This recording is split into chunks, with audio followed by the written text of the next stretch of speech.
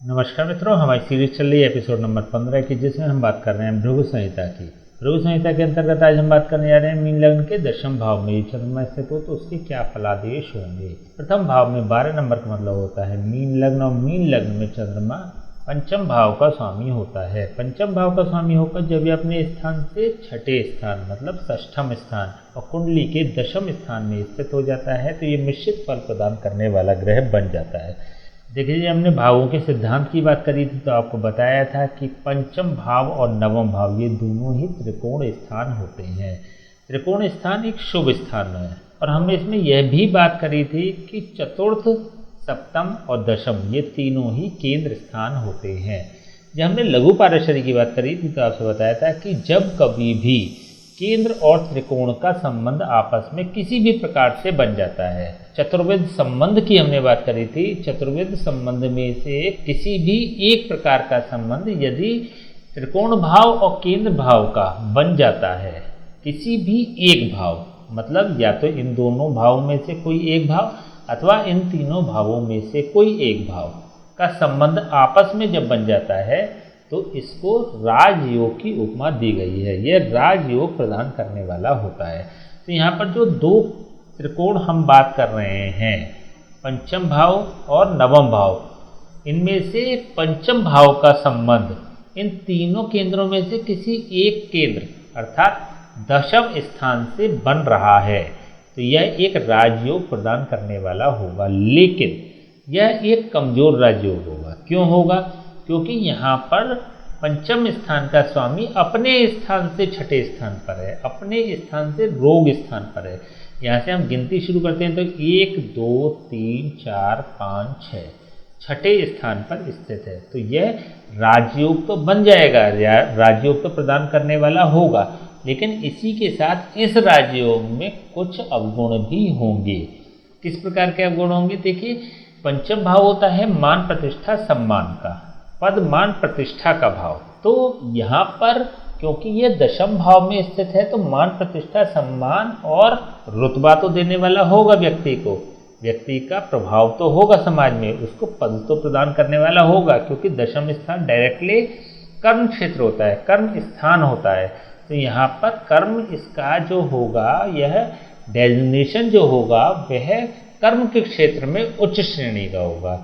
लेकिन यहाँ पर क्योंकि यह रोग स्थान में भी बैठ रहा है अपने से, इसलिए जब वह जॉब करेगा, जब वो डेजिग्नेशन को प्राप्त करेगा तो वह जो स्थिति होगी, वह जो पद होगा वह विवादास्पद होता है, उसको कठिनाइयों का सामना करना पड़ता है। उसके पद को लेके, उसके मान प्रतिष्ठा सम्मान को लेके कोई ना कोई सामाजिक रूप से कंट्रोवर्सी चलती रहती है। देखिए, पद को रोगी बना रहा है, पद के होने में पद तो प्राप्त हो जाएगा, लेकिन वहाँ पर कंट्रोवर्सी जनरेट करने वाला यह बन रहा है।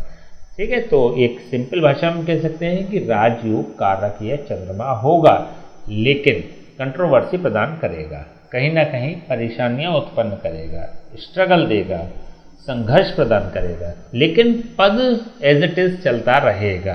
पद जाने के योग नहीं बनते। देखिए, अगर कोई संवैधानिक पद है, मान लीजिए कोई ऐसे नॉमिनेटेड वाला पद है जैसे 3 वर्ष का, 2 वर्ष का या 5 वर्ष का, तो वो व्यक्ति अपनी अवधि पूरी कर लेगा। अथवा कोई जॉब है जिसमें 60 साल की वर्ष की उम्र में इसको रिटायरमेंट लेना है, तो ऐसी स्थिति में वो अपने 60 वर्ष भी पूरे कर लेगा। लेकिन during the time, during the job उसको परेशानियां होंगी, उसको चैलेंजेस मिलेंगे, उनका उसको व्यक्ति को सामना भी करना पड़ेगा। तो यहाँ पर पंचम भाव के सापेक्ष यह चंद्रमा शुभ फल प्रदान करने वाला होगा। बेसिकली तो शुभ फल प्रदान करने वाला यह बन जाएगा, क्योंकि यहाँ पर देखिए यह मित्र भाव में भी बैठा हुआ है। यहाँ पर गुरु की राशि है, गुरु चंद्रमा को मित्र भाव से देखता है, चंद्रमा भी गुरु को मित्र भाव से देखता है। देखिए, चंद्रमा की यहाँ से सीधी दृष्टि चतुर्थ भाव पर भी है। हालांकि यहाँ पर चतुर्थ भाव में इसकी बुध की राशि है और बुध चंद्रमा को शत्रु भाव से देखता है, लेकिन दशम भाव में बैठकर यह चतुर्थ भाव पर जब दृष्टि देता है तो चतुर्थ भाव से संबंधित जो कंटेंट्स होते हैं उसकी वृद्धि करने वाला बन जाता है।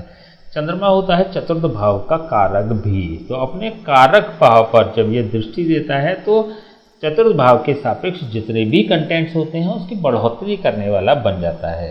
सांसारिक भोगों की उपलब्धता प्राप्त कराने वाला यह चंद्रमा हो जाता है, क्योंकि चतुर्थ भाव जो होता है सांसारिक भोगों की उपलब्धता को इंगित करता है। चतुर्थ भाव माता का भी होता है, भूमि का भी होता है, भवन का भी होता है और गृहस्थ सुख का भी होता है। सुख का कारक भाव भी चतुर्थ भाव ही होता है। तो यहाँ पर हर प्रकार के सुख ये चंद्रमा प्रदान करने वाला होगा। ओवरऑल देखें तो ये चंद्रमा शुभ फल प्रदान करने वाला होगा, लेकिन चैलेंजेस के साथ में चैलेंजेस भी आएंगे जीवन में। तो इसके लिए आवश्यक हो जाते हैं कि उपाय किए जाए। क्या उपाय हो सकते हैं? चंद्रमा दशम भाव में जब बैठ रहा है, पंचम भाव का स्वामी राजयोग कारक होता है, लेकिन जो नेगेटिविटी है उसको समाप्त करने के लिए किसी ब्राह्मण से इसके जाप और हवन ही आपको कराने पड़ेंगे। इसका प्लेसमेंट चेंज करना उचित नहीं होगा, क्योंकि यह राजयोग बनाने वाला है। इसके कोई दान भी नहीं कर सकते, क्योंकि यह शुभ फल प्रदान करने वाला भी है। इसका कोई नग भी धारण नहीं कर सकते, क्योंकि यह नेगेटिव कंटेंट्स को भी जनरेट करने वाला बन रहा है, नेगेटिव इफेक्ट्स को भी जनरेट करने वाला बन रहा है। तो इसका नग भी नहीं पहन सकते। ओवरऑल क्या करना पड़ेगा? इसके किसी ब्राह्मण से जाप और हवन कराने चाहिए, जिससे इसकी नेगेटिविटी खत्म होगी और पॉजिटिविटी इसकी बढ़ जाएगी। ठीक है, तो आज हमने बात करी मीन लग्न के दशम भाव में चंद्रमा स्थित हो तो उसके क्या फलादेश होंगे। नेक्स्ट वीडियो में बात करेंगे मीन लग्न के एकादश भाव में चंद्रमा स्थित हो तो उसके क्या फलादेश होंगे। तब तक के लिए हमें आज्ञा दीजिए। नमस्कार।